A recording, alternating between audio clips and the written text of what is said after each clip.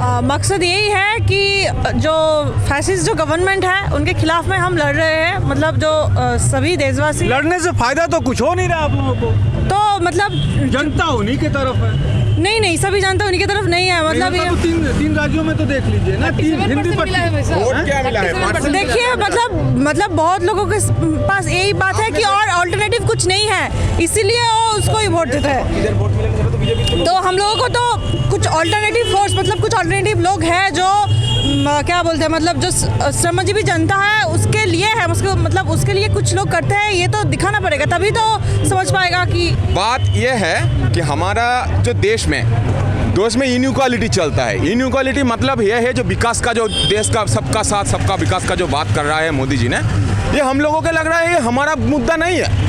ये अदानी का विकास, अंबानी जी का विकास, जो मतलब मुंबई में आप देख रहे हो अदानी अंबानी का कितना बड़ा घर है, जो फ्लाईओवर के ऊपर जाता है, जो फ्लाईओवर के नीचे एक समुदाय रहता है, तो उसका विकास, वो फ्लाईओवर में गाड़ी चला सकते हैं क्या? आपको क्या लगता है? नहीं चला सकता है ना। तो मतलब मोदी जी किसका विकास का बात कर रहा है? ये पहला सवाल है। दूसरा सवाल ये है कि हमारा जो यूनिवर्सिटी, एक सेंट्रल यूनिवर्सिटी है, उधर का एक फॉर्म का दाम 1000 कर दिया गया है।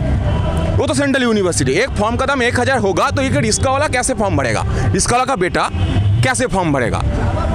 हम लोगों को मालूम है कि यह संविधान में बोला गया है कि 14 साल तक फ्री एजुकेशन देना है, लेकिन हमारा जो 5 राइट्स है, बेसिक ह्यूमन राइट्स, उसमें शिक्षा, स्वास्थ्य, खाद्य मतलब खाना, कपड़ा और मकान, ये हमारा 5 राइट्स है। तो इस 5 राइट में मोदी जी ने क्या किया, इसमें अभी जो सिचुएशन हमारा देश में है, ये ऐसा एक मॉडल लेके आया है। आपके पास पैसा रहेगा तभी ये 5 हक आपको मिलेगा, नहीं तो आपको नहीं मिलेगा।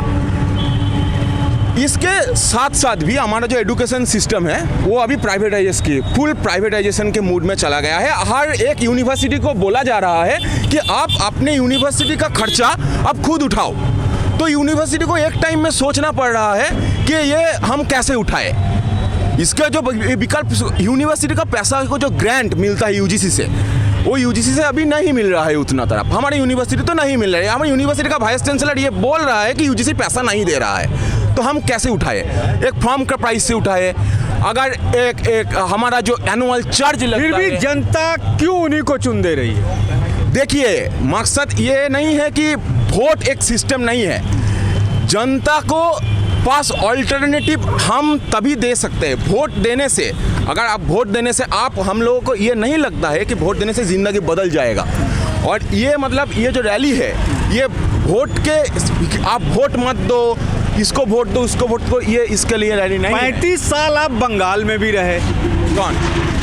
ना, हम तो सीपीएम की तरफ से नहीं है। नहीं, आप सीपीएम की तरफ से 35 साल वहाँ भी सत्ता रही सीपीएम की, सीपीएम रही। आज 15 साल से ममता बनर्जी की भी है। ममता दीदी को लोग वहाँ चुन दे रहे हैं। जनता को आप समझा नहीं पा रहे हैं कि ममता दीदी भी कहीं गलत है, मोदी भी गलत है। बात ये नहीं है, बात है कि हम 2 दोस्त थे। मेरा एक मुस्लिम दोस्त था। हम बीजेपी आने से पहले हम लड़ाई नहीं करते थे। अब बीजेपी जब आ गया ना, तो मेरा जो दोस्त था, हम लोग एक साथ क्रिकेट खेलते थे, हम लड़ाई करने लग गए।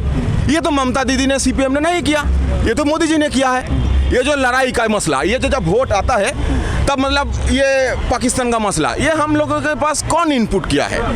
ये जो मसला है ये मोदी जी ने किया। ये जो नफरत का जो मसला है ये मोदी जी ने दिया है। हम इनके खिलाफ है, ये आइडिया के खिलाफ है, हम सिस्टम के खिलाफ। और अभी इसके खिलाफ हम नहीं बोलेंगे, लेकिन जो ये हिंदुत्ववादी जो मुद्दा है, मैं खुद ही एक हिंदू हूँ, लेकिन मैं नहीं जानता मेरा चाल कौन उगालता है। मैं नहीं जानता मैं जो घर में रहता हूँ ये ईंट कहाँ से आता है। ये जात पात का मसला मोदी जी ने हमारे इधर इतना इनपुट किया है कि हम नफरत पैदा हो गया। हम ये नफरत के खिलाफ है। आपको मतलब यही बोलना था। धन्यवाद। यात्रा का मुख्य मकसद है नफरत के खिलाफ फांसीवादी ताकतें, एक तरह से वो इशारा है केंद्र सरकार के तरफ, उनके विरुद्ध जो है ये यात्रा चली है। कलकत्ता से बनारस पहुंचेगी। अब देखना ये है कि यात्रा में जितने पड़ाव पड़ेंगे, क्या इस यात्रा का मकसद पूरा होता है या नहीं, उस पर भी नज़र रहेगी। आप बने रहिए हमारे